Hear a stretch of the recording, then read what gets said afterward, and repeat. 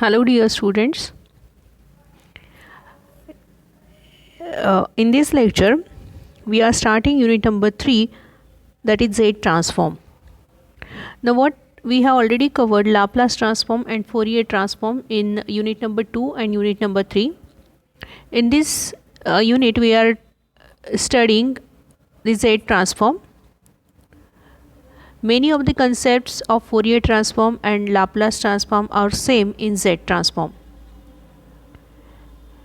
The Z transform involves the summation, and this Z transform also converts the time domain function into frequency domain function. Z transform is basically used to convert certain difference equation to algebraic equation that we have already seen in Laplace transform also. So let us see what is the definition of Z transform. The Z transform of a discrete time signal xn is defined as the power series. So Z of xn is the given signal. So if we apply Z transform, which is written as Z of xn is equal to xz.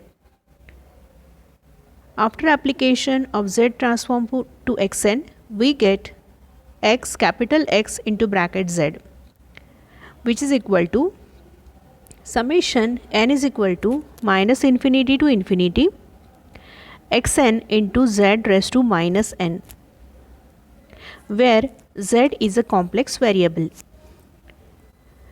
This particular expression of Z transform is two-sided Z transform.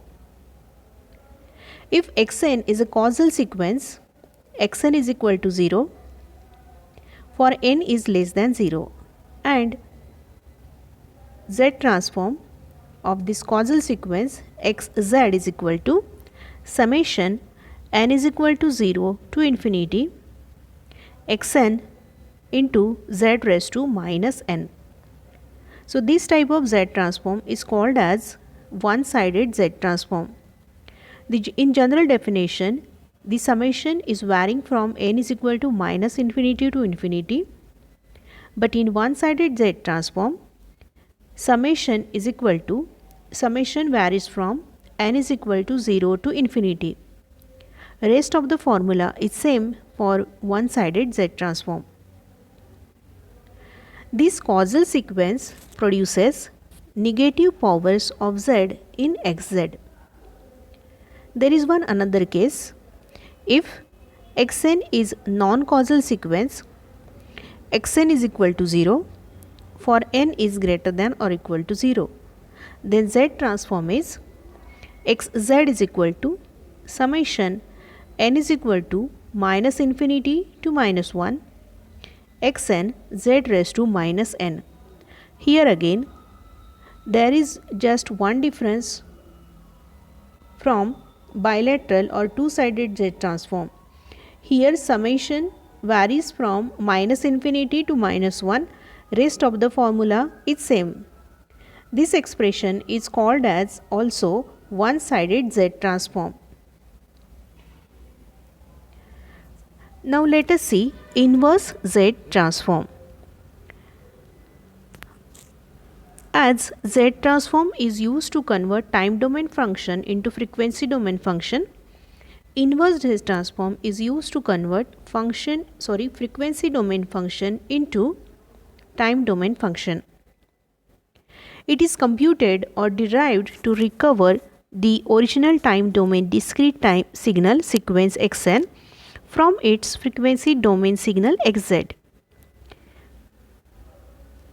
Inverse Z transform can be expressed mathematically as xn is equal to Z inverse capital X of z, because we have already seen that after applying Z transform, the signal xn will become capital X into bracket small z. So for Z transform, obviously for inverse Z transform, obviously the input is Z transform signal, that is capital X of small z, and we have to calculate the Z inverse of capital X into z. and after applying Z inverse we get the original signal, which is Xn signal.